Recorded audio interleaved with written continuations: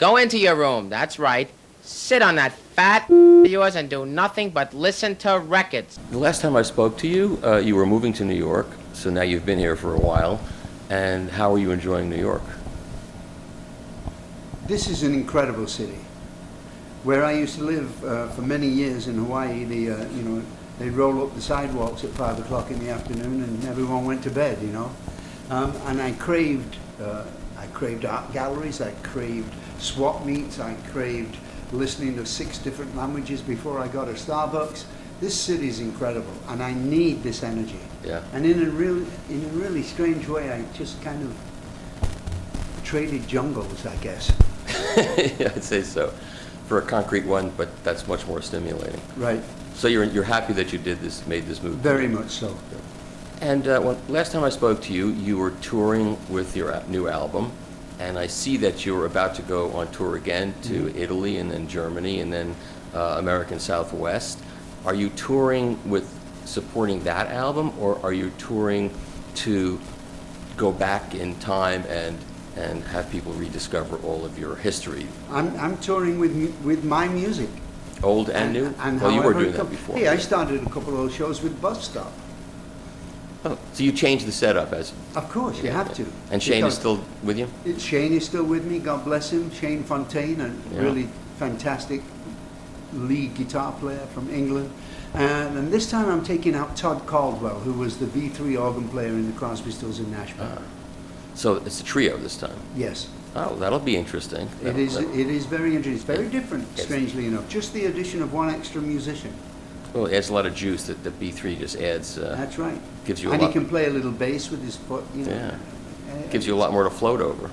Yes, yes. That's exciting. Exactly, and that's what I try and do. And that's one of the great things about Shane Fontaine. He's not looking for his solo to shine. He wants the song to live. Yeah. And he's a kind of guitar player that supports the song, because he's a songwriter also, of course. Yeah. So he wants to support the song, not, well, look how flashy my intro is and my solo. Yeah, he's not interested in that. That wouldn't be helpful to you. He does great solos, of course, but he's more interested in supporting the song itself. Well, that's good, because that's what you want to have on the stage where you're performing. Absolutely. So have you written any new songs since? Of course. I'm always writing. Yeah. I started writing a brand new song in the middle of a radio interview I did this morning.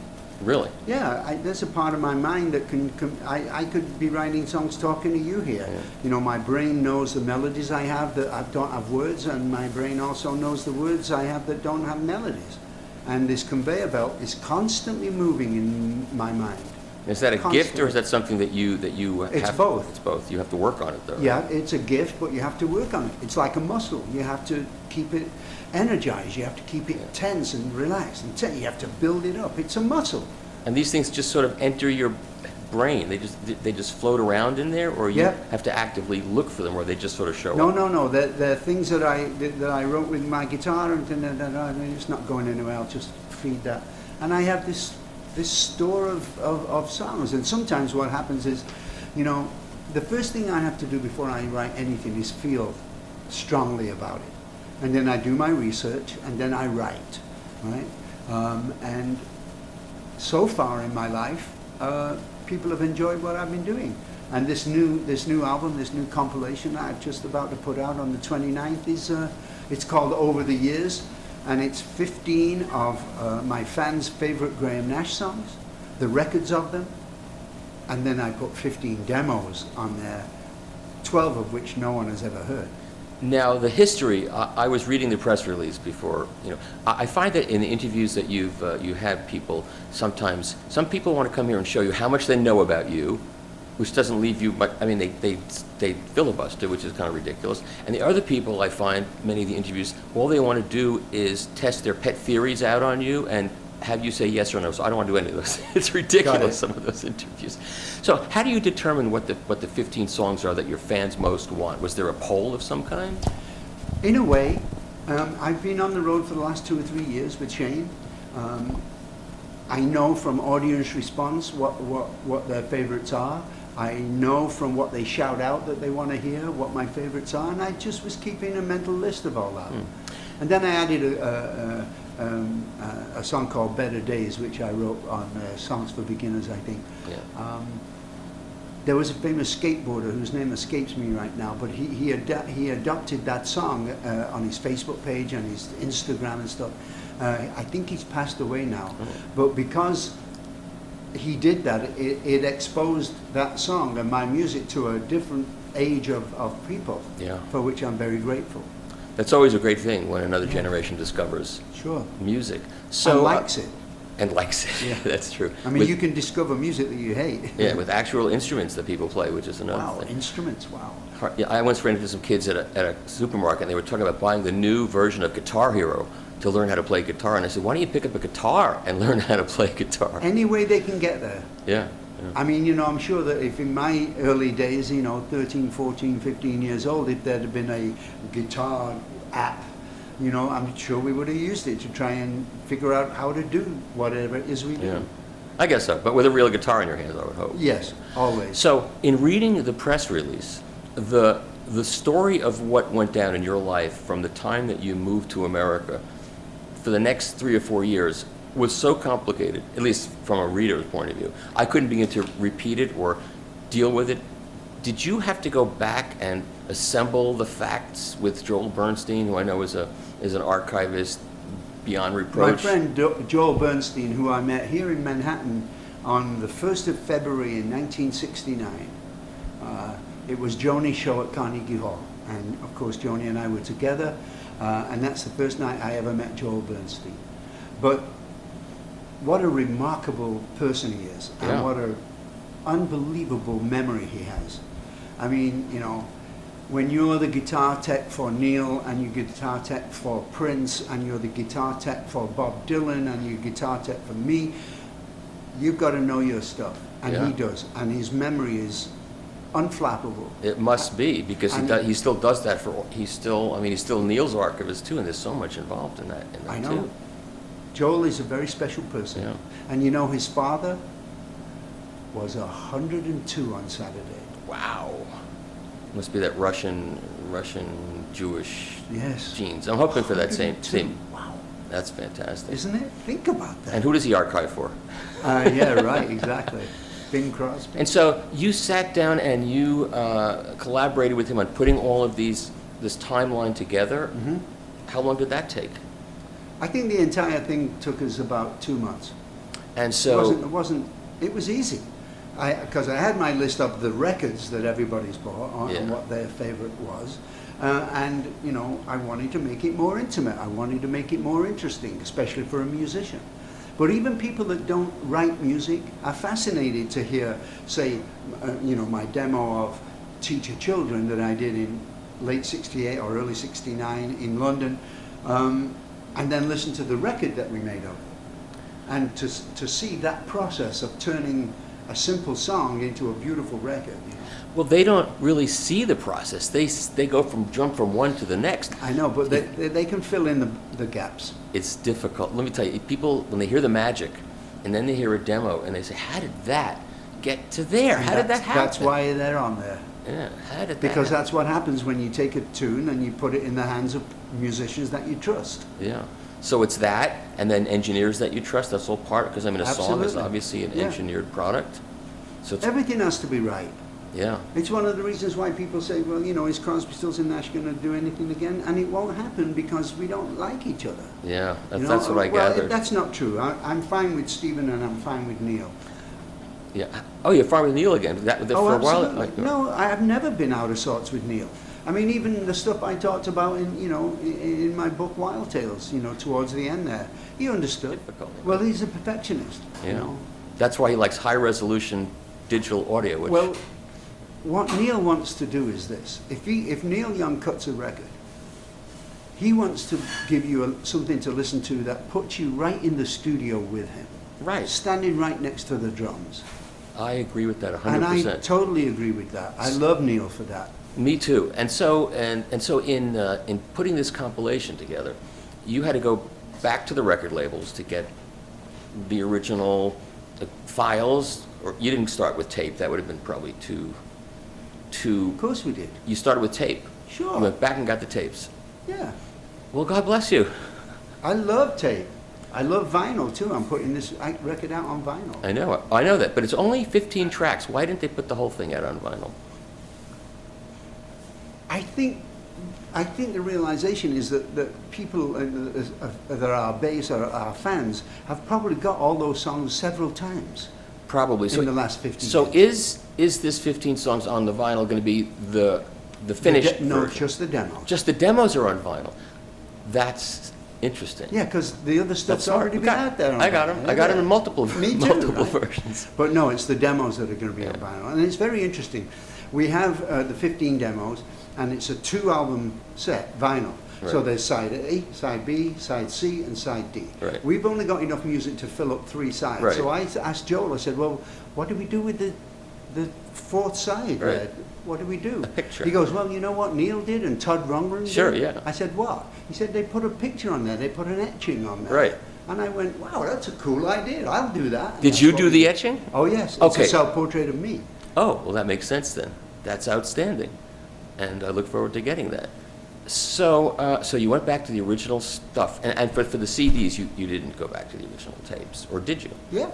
You did the whole thing. You have to go back to the original. Why copy a CD when CDs aren't that great anyway? I agree. Yeah, no. We went Did right Mike, back did to Mike our coach you on this before I got here? No, I'm afraid not. I don't hear enough of that. He, no, we want to go right back to the original tapes.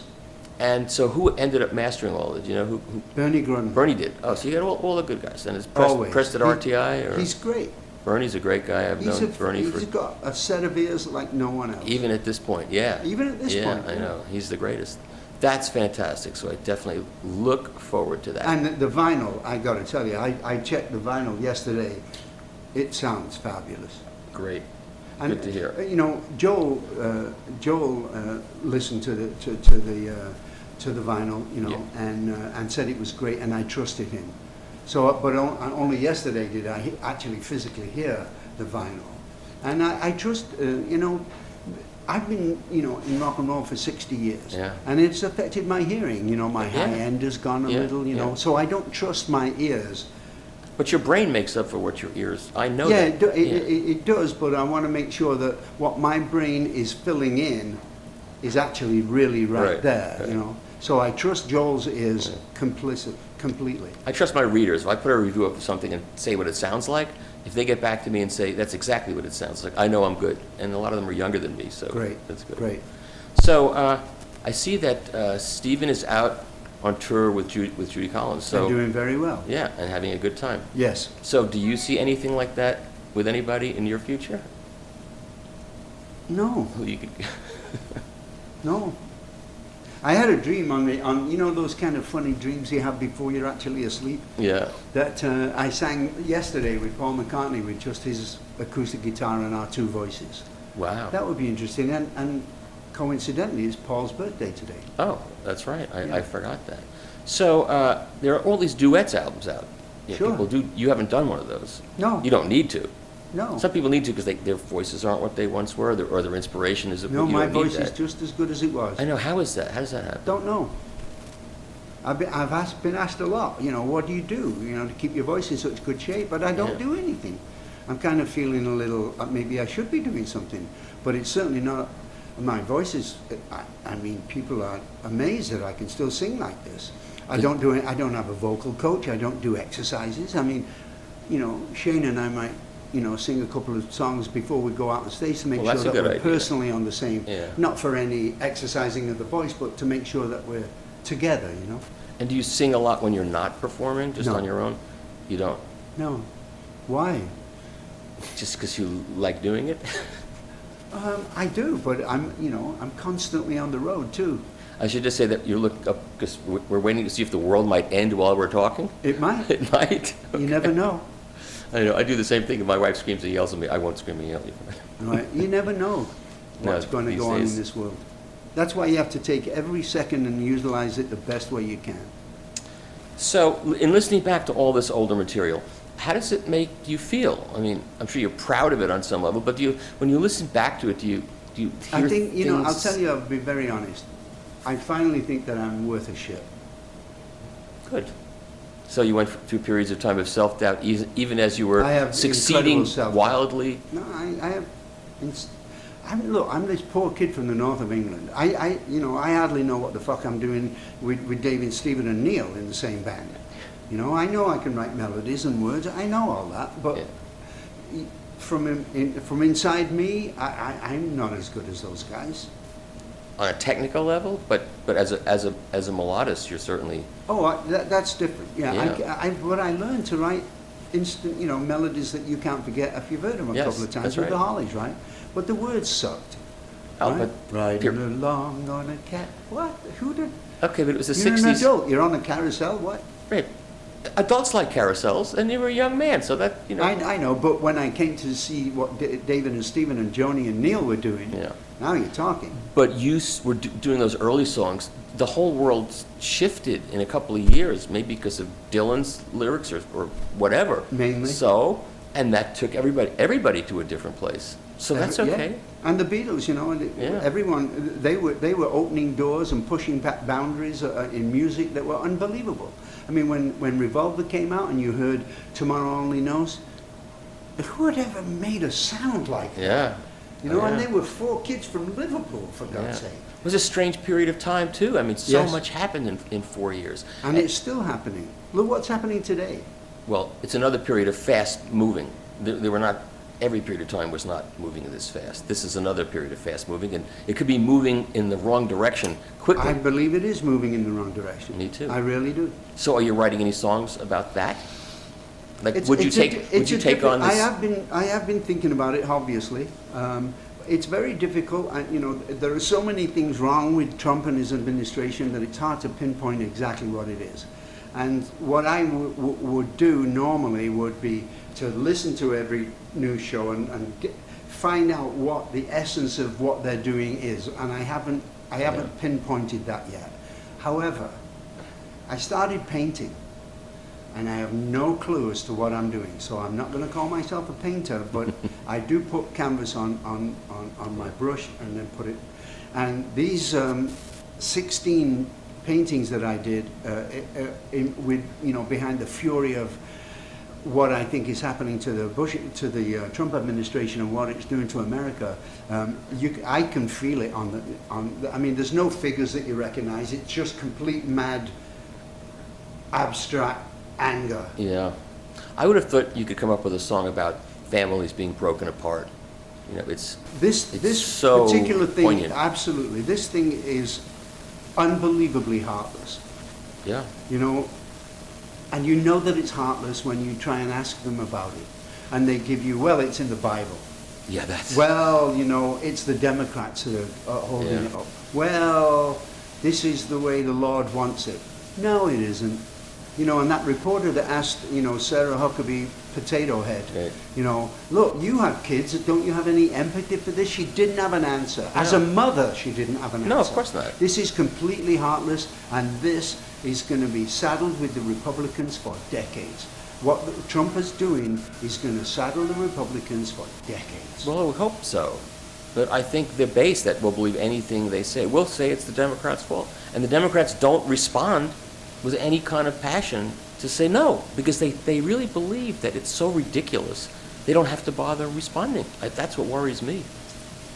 But It's a worrisome thing, In many ways, I think we may be witnessing the failing of the American empire. yeah. Okay, but this is not what we're here to talk about, although on some level we are. So, are you enjoying painting now, even though you say you don't know what you're doing? Is that something that you're getting very passionate about? Absolutely. And you're a photographer as well. I've been a photographer longer than I've been a musician. Wow. And The what first else? portrait in my book I was of my mother that I took when I was 11. Wow. Anything else that we should know about that you're About me? adept at artistically? I'm just trying to do my best with what life I have left. I've had an incredible life. I certainly don't feel like it's coming to an end soon, but I could, be killed walking home Yeah. from this interview, I You never get that. know, No, you never So know. that's why I say you've got to utilize every second you Yeah. can, But you wake up in the morning and say, "Man, this has been a great ride." I mean, you have to because you've. I do. Yeah. But I'm wondering where it's going now. Who knows? I don't. No, and that's good. Yeah. When you know where it's going, it's Yeah. it's drudgery. That's boring if you If know, you where, know where it's going. where That's you're going. right. So, what else did I want to ask you? 'Cause I didn't have as much time to prepare as I wanted, Don't but I worry. figured this would just Don't flow. worry, this has been fine. Immigration. Well, I'll wait till this is off. I'll tell you what happened to me on the board, which involved an anal cavity search. But that, so whatever happened to you couldn't have been as bad as that. That's right. You know, the truth is that songs like Chicago, We Can Change the World, Military Madness, Immigration Man, as a writer, I'm thrilled that my music is still being played and remembered 50 years later. Yeah. But it's a pain in the ass to have to sing Military Madness again. And there are more wars going on now Yeah. than there were then. Yeah, Not as which big. brings up the other subject. There was a period of time when musicians could really affect politics and affect movements. I'm not convinced that really exists anymore. Do you? Yes, it do you think exists, it- but you're not allowed to see it. What do you mean? The people that own the world's media, you can count on two hands. They don't want you rocking the boat. They don't want, all they want is sheep. That's true. You lie down, shut up, let me rob you. Here's another Coca-Cola, here's another pair of sneakers, shut up. Yeah, well, you saw that a political cartoonist got fired for his anti-Trump cartoons in, I think it was the Wow. Pittsburgh Dispatcher. Really? Yeah, they just said, well, we're going in a different direction now. They can use any excuse they want. Yeah, but that's scary, the concentration of power, not just in terms of consumerism, but in terms of political power and propaganda and who owns the levers of... Hey, we're watching Joseph Goebbels again. Yeah, that's There's right. a thing that came over the web the other day of Stephen Miller and Joseph Goebbels, and holy shit, they almost look like identical twins. And what they're espousing is white nationalism and almost Nazism. And Steve Miller is a Jewish kid from I Santa know. Monica. I know. And if he can't read and figure out his own cultural history, where 6 million of them were murdered, he's got a lot to be It's done. scary. I wrote on my Facebook page that he must have had a very bad high school experience, He and may he's have getting that. back at people. And then when his hair started falling out, it got even worse. It's terrible He's what awful. they're doing. Well, he's awful. And I don't know what's going to convince him otherwise, but people like that. And what Goebbels said was, if you repeat a lie enough, people They'll believe it. it, and that's you what's know, going on. What happened, but there's a political correctness on the left that's very disturbing, because there was a story in the paper about a kid in California who put that quote from Goebbels in his high school yearbook. And that quote is actually very powerful. And parents complained that it came from Goebbels, and they recalled all the yearbooks without asking him what his motivation was for putting it in there, because if it was as a warning, it would have been actually a good thing. Nobody It's just- wants to open a can of worms. No. And any questioning of the Trump administration leads to a can of worms that needs to be opened. And people don't want to open No. worms. They No. don't. That's why people aren't confronting Trump. They That's may right. hate Trump, the Republicans. A lot of them do. They're falling in but line. he's getting done what they wanted to get done, what the Koch brothers wanted That's them right. to do, what the NRA wanted them to That's do, right. what they are paying them to do. The evangelicals. Yeah, this, you know, our vote is up for sale. Okay, did you see the movie The Death of Stalin? No, I hear it's You fabulous. have to see that I hear movie. it's very And funny. you will, yeah, it's very funny, and you will see the behavior of all the Trump administration, the obsequiousness, the way they bow down to him. It's all in that movie related to Stalin. I'd It's, like to it's see it. brilliant. It's playing near me. Yeah, you'll enjoy it. Yeah. So, have you planned out a next new album? Are you working on a next new album? I haven't planned it out yet. I'm working on it, obviously. Shane and I wrote 20 songs. This Path Tonight only had 10 songs, 13 if you bought the deluxe version Right. from iTunes, for instance. So that means we have 7 left that we like of the original writing sessions. I'm writing. I'm sure Shane's got some ideas, and when we're in the back of the bus in Europe, we'll continue to write and figure out a new record. So one last question. When you were in Crosby, Stills and Nash, and everybody was coming up with songs, and how wasn't there a lot of ego involved in picking and choosing songs? And No. it wasn't that. No. Is that when the magic is working, and then when it doesn't work anymore, everything turns to crap? We used to have what we called the reality rule, and that goes like this. If I sit you down and play you a song and you don't react, you'll never hear that song again because it wasn't worth shit. Has to be first reaction. Yeah. That's kind of scary, though, isn't it? I know, but you know, we have a high bar for music. Yeah. We're talking in a magic, almost holy language. Yeah. I mean, none of us can write music, but I'm talking about Yeah. the creation of music. Were there any mistakes where you cast off a song only later to find that it was a really great song that you could pick up again and do? No, but I've heard that there was something in that I liked that I could take later and make it flower that way. Yeah. But we only ever recorded songs that all three of us loved. Yeah. You know, if I play a song and Crosby knows what he's going to sing in the chorus and Stephen knows how he's going to play a lead guitar to bring it in, now we're talking. That's the reality rule. And how fast did those songs go from hearing it demoed on a guitar to a finished version in the studio? I mean, It's been, you know, generally, months, Generally? weeks, days? I would say weeks. Weeks. Yeah, because you got to understand, when a musician has a new song that he wants to share, he wants to go in the studio now. Yeah. You know, but you know, because of other things in our lives and family and friends and what we have to do, and we've got to be there on Tuesday. You don't get into the studio exactly when you want. And when an idea gets into your head for a song or a lyric, do you have to write it down or talk it into a phone or? I only have to write it down if I'm on the edge of sleep. You know.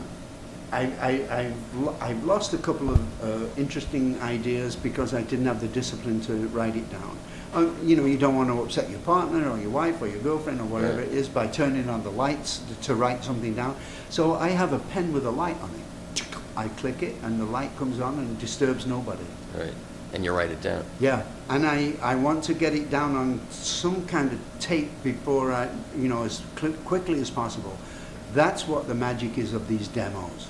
Because when you hear my demo of Teach Your Children, where I sound like Henry VIII, and then you realize what Stills and David had done to it and us to make that record, it's an interesting process. Yeah. And that song will go on forever. I mean, because the message From is... your mouth to God's ear.